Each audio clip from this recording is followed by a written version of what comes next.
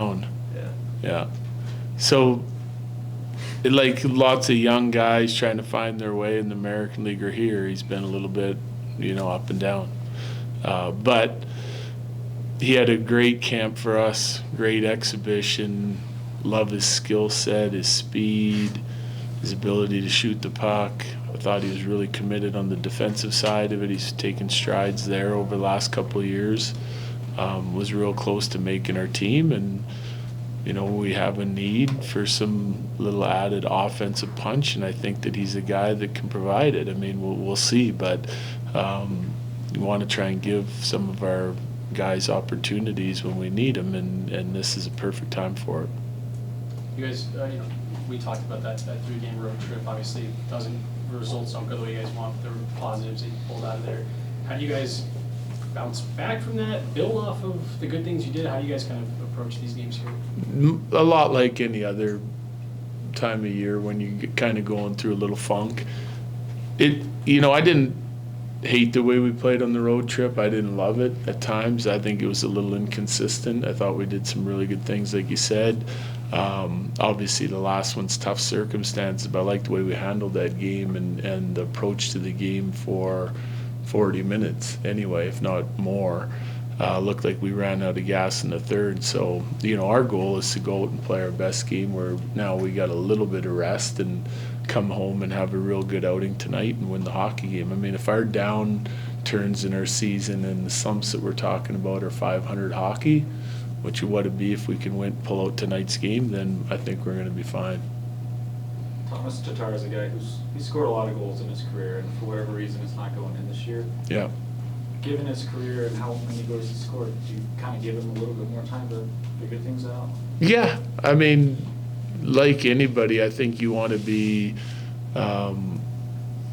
you want to give him ample opportunity, and you want to try to put him in spots and with guys that can help him succeed and see how it goes. And we've done that through the course of the first 20-plus games, and he's a little snake bit. He's had some decent opportunities, not as many as I would like on the offensive side of it.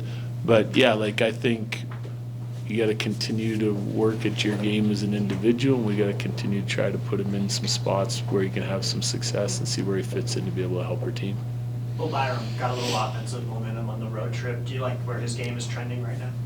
Yeah, I think there's some real positives to his game here. I think he's been up and more involved and playing on his toes and using some of his strengths to his game to help our team. We need him to be able to help chip in on the offensive side of it, and he did that pretty well on this road trip. So that's one positive. That's where I think it can start to help him on the defensive side as well.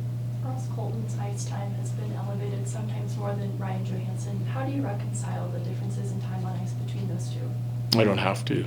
I mean, there's nothing saying that Ryan Johansson needs more ice time than Ross Colton. If Ross Colton's playing well and doing the job that he's doing, then he's earning more ice. I don't have a set limit for our guys. I'm kind of watching them on a day-to-day basis, week-to-week basis, month-to-month, and kind of taking all the information I have and then distributing the ice time accordingly. Coach Greg Cronin has talked a lot about the process in his first year in Anaheim, and he's likened and comparing it to what this organization went through when he first got here.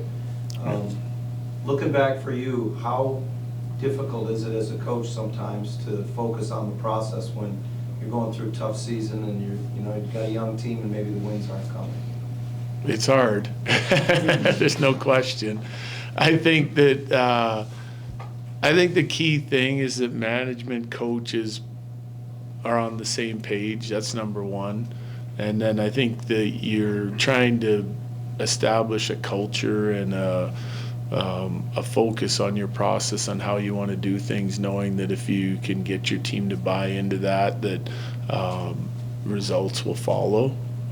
They might not come immediately, they might not come this year, but you have the certain things that you believe in as a coach, and you want your players to be fully bought into that, and if they are, then they'll start to see results, and you just try to keep selling that. I think it's difficult because you want to try and win every game, you know, and when you start racking up losses in bunches, it can be more difficult, and guys can kind of get sidetracked on where they are from an attitudinal standpoint. But I think keeping an eye on the big picture is likely the most important thing in order to turn things around. They have a bright future. I mean, their prospect pool is outstanding.